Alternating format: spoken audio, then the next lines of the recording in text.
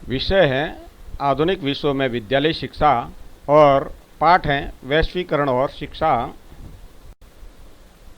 आधुनिक युग की औद्योगिकरण व लोकतांत्रिक प्रक्रिया ने विश्व को काफ़ी प्रभावित किया है। विभिन्न मशीनों का निर्माण हुआ, उससे उत्पादन में वृद्धि हुई है, श्रम की बचत हुई है एवं तकनीकी विस्तार हुआ है, जिससे विश्व अर्थव्यवस्था में तेजी से वृद्धि हुई है। 20वीं सदी के अंत तक आते आते वैश्वीकरण की प्रक्रिया तेज हुई है।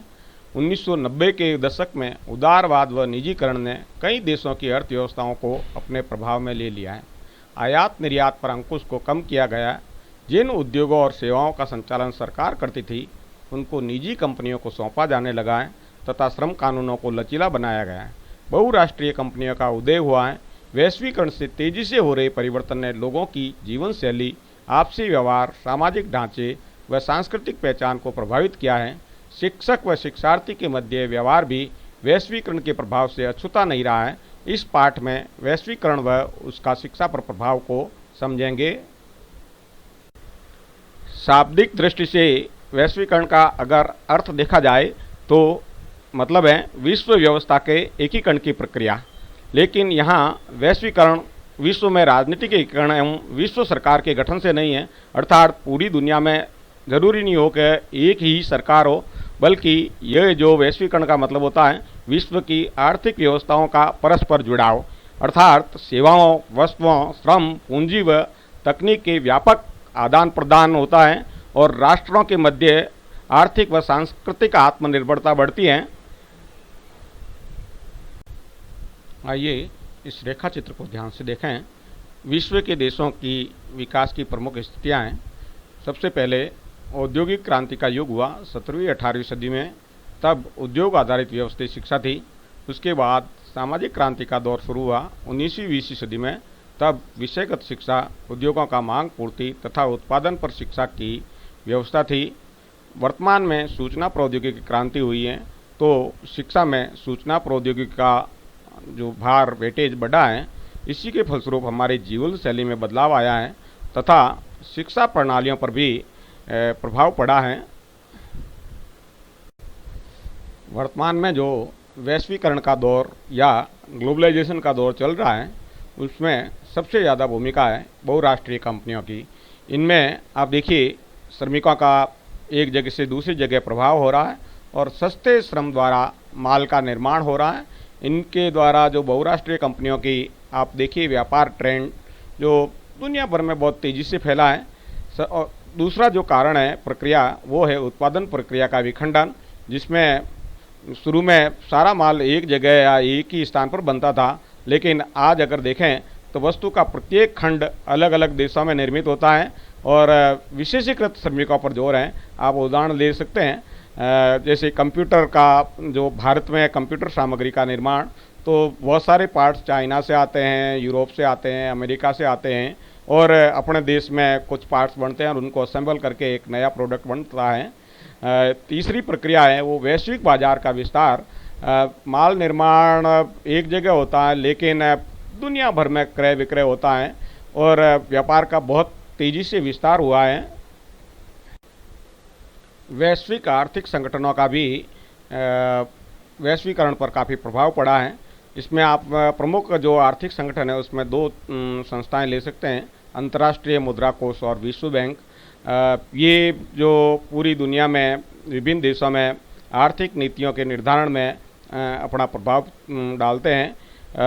ये जो अंतर्राष्ट्रीय स्तर पर ऋण स्वीकृत करते हैं विकास हेतु, शिक्षा हेतु, स्वास्थ्य हेतु, और ये बैंक या ये संस्थाएं और संगठन हैं व्यापार के मानकीकरण पर भी जोर देते हैं। दुनिया भर में विभिन्न देशों में अलग अलग जो कर नीतियां हैं तो उनको है जो या व्यापार के तौर तरीके हैं तो उनको सरल करने का निर्देश इनके द्वारा दिया जाता है और प्रभाव डाला जाता है।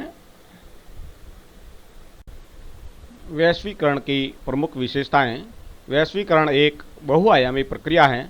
यह हर क्षेत्र में ये चीज़ें दिखाई देती हैं, सामाजिक क्षेत्र में, आर्थिक क्षेत्र में, राजनीतिक क्षेत्र में, औद्योगिक क्षेत्रों में, जीवन के हर क्षेत्र में जो वैश्वीकरण का प्रभाव झलकता है। वैश्वीकरण का जो राजनीतिक प्रभाव भी पड़ता है। विभिन्न सरकारों पर दबाव डाला जाता है नीति निर्धारण में।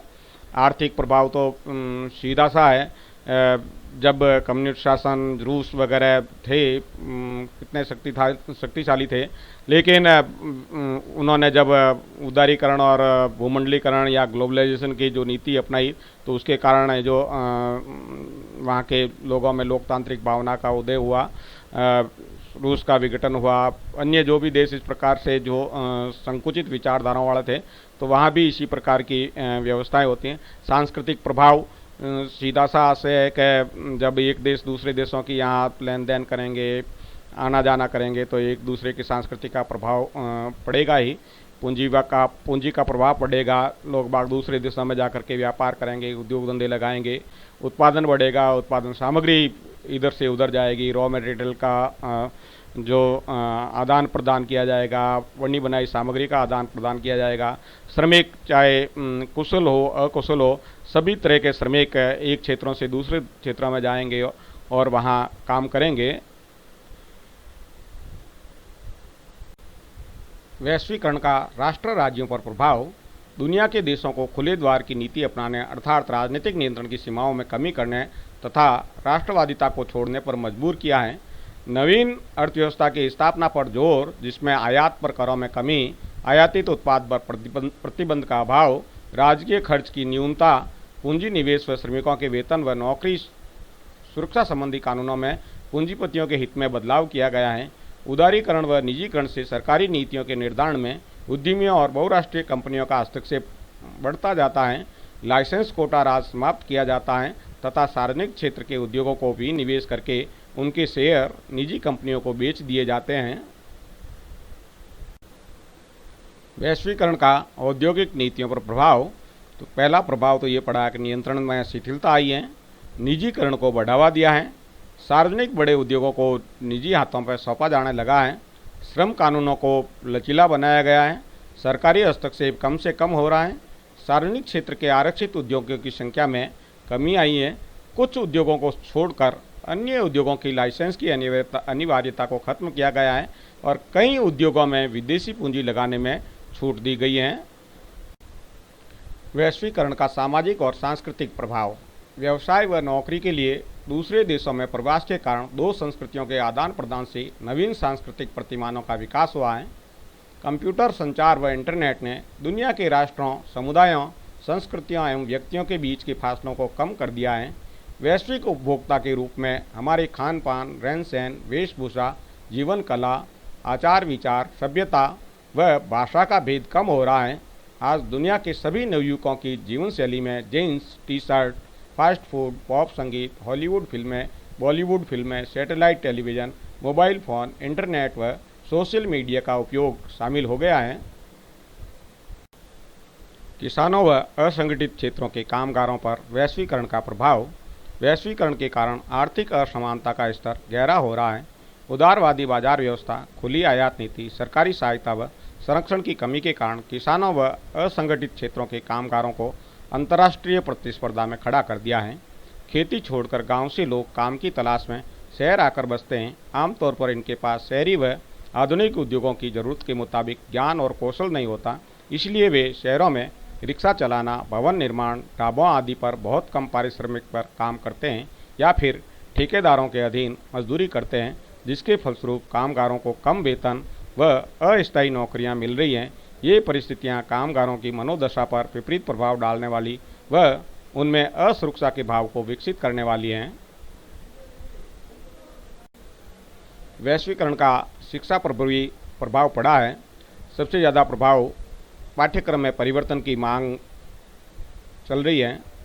पाठ्यक्रमों में अंग्रेजी सीखने की अनिवार्यता को जोड़ा गया है। कंप्यूटर साक्षरता हर क्षेत्र में अनिवार्य कर दी गई है। शैक्षिक प्रौद्योगिकी संसाधन के उपयोगों पर बल दिया गया है और सबसे ज़्यादा कौशल विकास पर बल दिया है। सैद्धांतिक ज्ञान के साथ साथ व्यावहारिक ज्ञान को अनिवार्य बनाया गया है। अभी वर्तमान में आप देख ही रहे हैं, इस महामारी के दौर में शैक्षिक प्रौद्योगिकी व ऑनलाइन कक्षाओं का प्रचलन लगातार बढ़ रहा है। पाठ्यक्रम में परिवर्तन का शिक्षा पर काफ़ी प्रभाव पड़ेगा। और यह एक नया ग्लोबलाइजेशन है। शिक्षा के क्षेत्र में विश्वविद्यालय, जो विदेशी विश्वविद्यालय भारत में परिसर का निर्माण करेंगे, पढ़ाएंगे, भारतीय विश्वविद्यालयों से आपस में जो संबद्धता स्थापित करेंगे, डिग्रियां देंगे। भारत में पढ़ाई होगी, लेकिन तकनीशियन वे लोग हैं जो विदेशों में नौकरी के लिए जा सकेंगे। और ऑनलाइन शिक्षा, घर बैठे जो कहीं से भी शिक्षा प्राप्त करके उपाधियां प्राप्त कर सकते हैं, काम हासिल कर सकते हैं। वैश्वीकरण का शिक्षा के अन्य क्षेत्रों पर भी प्रभाव पड़ेगा। सबसे पहले शिक्षक की भूमिका में बदलाव होगा। अंतर्राष्ट्रीय शिक्षा तंत्रों के मध्य तुलना के कारण शिक्षकों पर दबाव की स्थिति होगी। शिक्षक की स्थिति उसके अधिकार व निर्णय लेने की क्षमता पर अंकुश लगेगा। कागजी कार्रवाई में बढ़ोतरी होगी। शिक्षा की गुणवत्ता पर प्रश्न चिन्ह होगा। शिक्षा के स्वरूप में भी परिवर्तन होगा। शिक्षा का स्वरूप आर्थिक हो गया है। सभी बच्चों को समान शिक्षा प्राप्त नहीं हो रही है। सभी बालक अपनी आर्थिक स्थिति के अनुरूप शिक्षा ग्रहण कर रहे हैं। समान नागरिक तैयार करने की राष्ट्र व राज्यों की योजना विफल हो रही है। इससे सामाजिक आर्थिक अंतर बढ़ाने में शिक्षा का वर्तमान स्वरूप सहायक की भूमिका निभा रहा है। भारतीय संदर्भ में वैश्वीकरण और शिक्षा। वैश्वीकरण के प्रभाव अन्य देशों की तरह भारतीय शिक्षा पर भी देखा जा सकता है। विदेशी सहयोग से निजी क्षेत्रों में शिक्षण संस्थाओं ने कार्य करना शुरू किया है। आलोचकों के अनुसार वैश्वीकरण से समाज के हर वर्ग के लिए अलग अलग गुणवत्ता वाली शिक्षा व्यवस्था बन गई है। शिक्षा का निजीकरण व बाजारीकरण हुआ है।